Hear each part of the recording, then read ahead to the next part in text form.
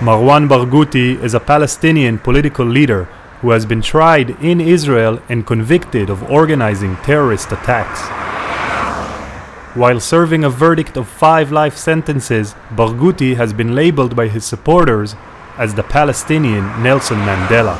يعني عام فلسطيني حي تحت كبوش نحن نفاكيم كمو شحورين بدروم أفريقيا شي من الحمو لمعان شفيهم ولمعان حوفش هيام يشو هو شو فيل إتم أفاك وهو نكلا مار نيلسون مانديلا مروان هنيك أفغانوت نجدا مشتر هكوفيش بو وهجزعني الأخلاقيلي ومانديلا الأخلاقيلي ما يمشيخ لها مين بمطارات شلو يمشيخ لها مين بس خطوش العام شلو بحوفش بحيروت ولكن هربدو مهم زي لزين. Before his conviction in 2002, Barghouti was a leader in the secular Fatah movement, but also won the support from political rival Hamas because of his decision to adopt the armed struggle against Israel.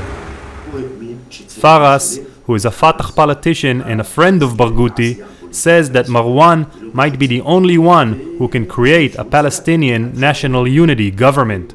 هو مأمين بشلو هو مأمين ببترون شل شتم دينوت وأفال بوزمانيت هو مأمين شي حماس حالك مع فلسطيني هو له أمين باستراتيجيا شلي بديدة حماس هو أمين شي تصريخ لشليف ات حماس بمسجرة عسياها بوليتيت بإيزور. Hamas is now demanding Barghouti's release from prison in exchange for a captured Israeli soldier. Saber Abu Karesh is the head of Wahed Society in Gaza, an organization created by Hamas to keep track of Palestinian prisoners in Israel.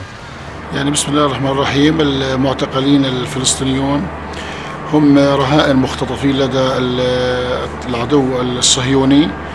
هناك أكثر من 10,000 معتقل.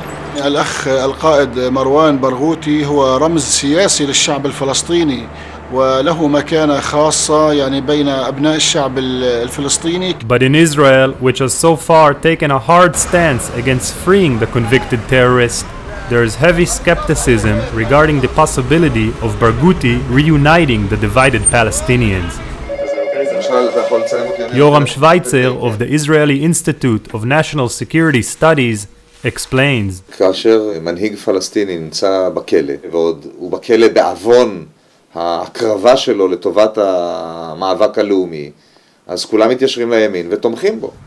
אבל זה לא מצביע בהכרח שברגותי נתפס כאיזה מנהיג שהחמאס יסור למרותו כאילו ערפאת. כאשר ברגותי יצא מהכלא, אם וכאשר, שלא תחשוב לרגע שהחמאס מתכוון לפנות את הזירה ולקבל את מנהיגותו של ברגותי, אלא אז הם יראו בברגותי את היריב שהם רואים בו גם היום. Barghouti has few Israeli supporters.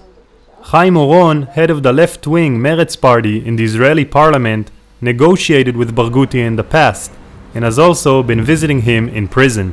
אני חושב שהנושא של שחרור אסירים על ידי מדינת ישראל הוא בעיקר אסירים שתומכים בפתרון של שתי מדינות לשני עמים הוא אינטרס ישראלי.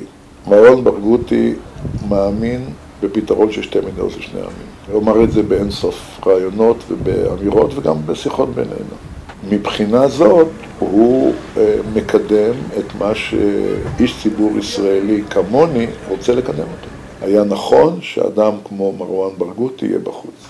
Currently, media access to Barghouti is not permitted.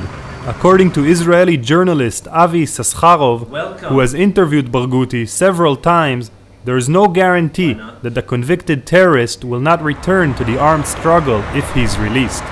אני חושב שזה איש שלא מסתתר מאחורי שקרים, זאת אומרת גם היום הוא לא מוכר לך כל מיני אשליות על שלום נפלא ויציב בין העמים. אני חושב שהוא בסך הכל אומר את מה שהוא באמת חושב. הוא רוצה שלום, אבל הוא אומר אם אנחנו לא נקבל את הזכויות שלנו, הרי שלגיטימי גם להשתמש בדרכים אחרות שהן לא משא ומתן. Saskharov says that even though Barghouti is responsible for terrorist attacks that murdered several Israelis, it might be in the country's interest to free him. בשורה התחתונה אנחנו כן נרצה כאן פרטנר שאפשר לסמוך עליו, שאפשר להאמין בו, שאפשר להגיע איתו לעסקה, ומרואן ברגותי הוא כן אחד מאותם אנשים שאפשר להגיע איתם לעסקה. Today, Hamas governs Gaza, while Fatah controls the West Bank. many Palestinians realize that unity is a necessary step on the way to statehood.